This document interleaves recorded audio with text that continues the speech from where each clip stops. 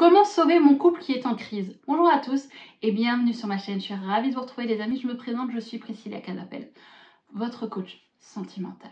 Et aujourd'hui, vous êtes dans une situation où votre couple ne va pas bien, où il y a des conflits, des disputes, un conjoint ou même les deux où vous ignorez mutuellement, où il n'y a plus de relations intimes, de rapports sexuels, de fusion qu'il y avait au départ.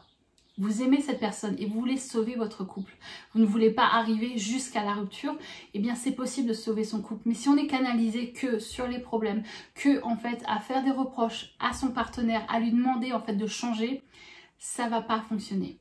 On ne doit pas que vivre pour son couple. Faut montrer l'exemple. Ce que je veux dire par montrer l'exemple, si vous lui montrez votre vie, si vous vous concentrez en fait d'avoir une vie inspirante, si vous lui montrez un changement durable, votre partenaire va changer. En fait, il va suivre l'exemple, comme dit. Et à ce moment-là, on va pouvoir engendrer un changement radical. Et dans cette vidéo, je vais vous donner les conseils pour engendrer ce changement, pour pouvoir sauver votre couple et lui redonner un nouveau souffle. Et si vous voulez de mon aide, n'hésitez pas à remplir ce formulaire. Grâce à ce formulaire, on aura une communication.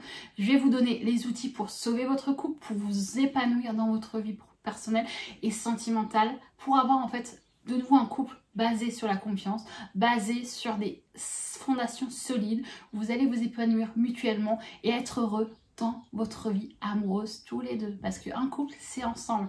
Mais si un va dans un sens et que l'autre essaye de tirer l'autre, ça va pas le faire. Aujourd'hui, c'est possible de sauver votre couple. Mais il va falloir passer par des exercices très précis. Et ensemble, on va le faire. N'hésitez pas à faire grandir cette communauté en vous abonnant à cette chaîne, ça fait plaisir de la voir grandir de jour en jour. Et n'hésitez pas à me laisser ce petit pouce bleu, ça me permet de savoir que le thème de la vidéo vous a apporté de la valeur et vous a plu. Et on va rentrer dans le sujet. Pour sauver votre couple, comme je l'ai dit, si vous lui faites tout le temps des reproches, si vous essayez de modifier en fait et de lui dire j'attends ça, je veux ceci, tu es comme ça, tu n'es pas un bon mari ou un bon compagnon, tu ne te comportes pas bien, ben, ça ne va pas le faire. Si vous êtes dans le reproche, si vous êtes dans la situation où vous voulez forcer l'autre à changer, à avoir une attitude telle que vous la rêvez, bah ça ne va pas le faire. La personne va se braquer, elle va en fait rien faire. Elle va se sentir étouffée et en fait il va y avoir une situation de fuite. À ce moment-là, donc comme je vous l'explique, les reproches, essayez en fait de faire entendre raison son partenaire, ça fonctionne pas, ça pète encore plus le couple, ça crée encore plus de tension et encore plus de soucis. Donc aujourd'hui, vous voulez changer cette situation et rentrer en fait dans un couple à nouveau épanoui et heureux. C'est le moment de montrer l'exemple. Premier conseil que je vais vous donner. Commencez par vous canaliser sur votre vie à vous. Qu'est-ce que vous avez envie de faire? Qu'est-ce que vous voulez faire comme activité? Si vous voulez faire des randonnées, si vous voulez faire toutes ces activités, faites le point sur des activités que vous avez envie de faire et que vous pouvez tout simplement en fait adjoindre votre partenaire. Mais avant d'en arriver là, je précise, on va se concentrer déjà sur vous. Apporter un changement sur vous, ça va être en fait le déclic pour votre partenaire.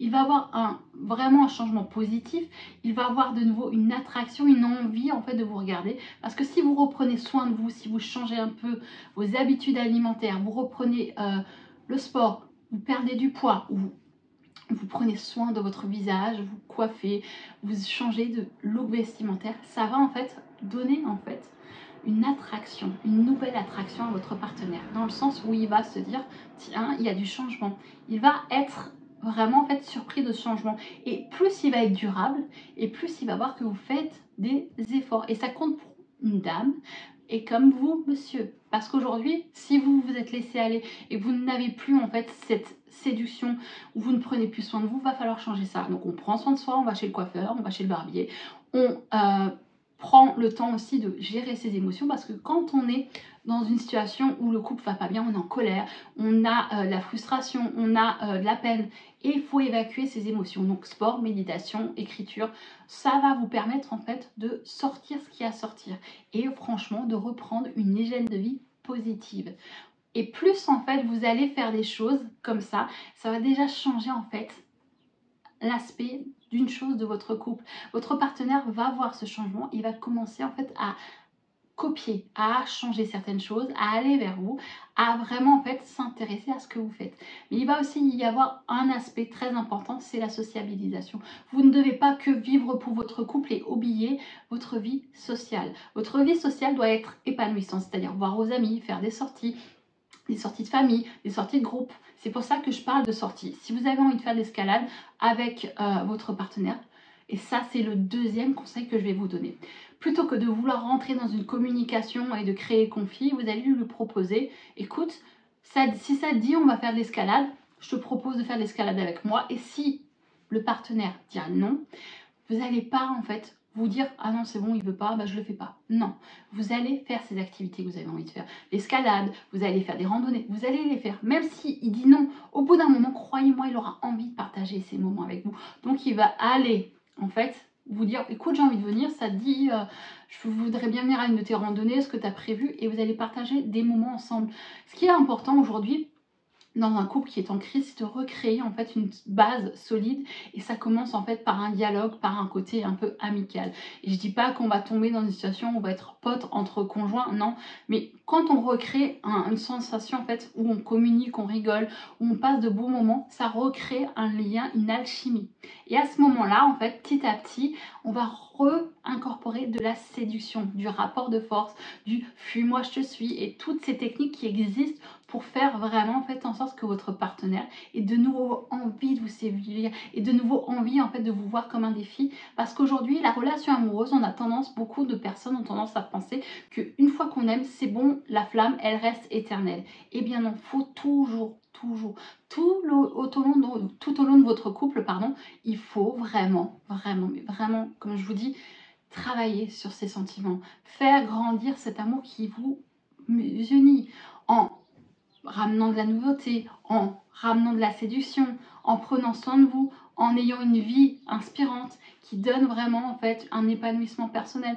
Parce qu'aujourd'hui on a tendance en fait à se canaliser que sur un aspect de notre vie quand on est en couple, que la vie sentimentale, et le reste on l'oublie. Et ça c'est pas possible. Aujourd'hui, pour avoir un couple solide et durable, on doit avoir une vie personnelle épanouissante, une vie professionnelle épanouissante, une vie familiale, épanouissante et une vie sentimentale. Tous ces axes de votre vie sont importants pour avoir un couple stable, durable, sans tomber dans une dépendance affective. Je suis honnête avec vous, je comprends que c'est difficile, je l'ai moi-même vécu, et je peux vous dire qu'aujourd'hui, à travers mes coachings, à travers les gens que j'ai aidés, j'ai vu à quel point en fait un changement d'attitude peut faire modifier des attitudes et sauver une relation qui est au bord du gouffre. Prenez le temps en fait de prendre aussi confiance en vous.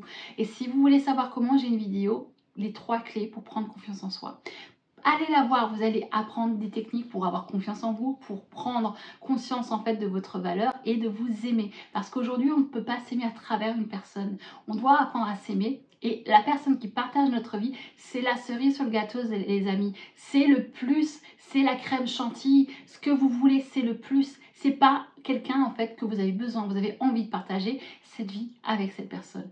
Prenez le temps de prendre conscience que vous êtes une personne extraordinaire et que votre couple peut être sauvé. Alors prenez le temps de vous concentrer et de faire ces exercices. J'espère que cette vidéo vous a apporté de la valeur et je vous dis à la prochaine les amis. Et j'espère vraiment de pouvoir vous permettre de sauver ce couple qui est en danger. À la prochaine.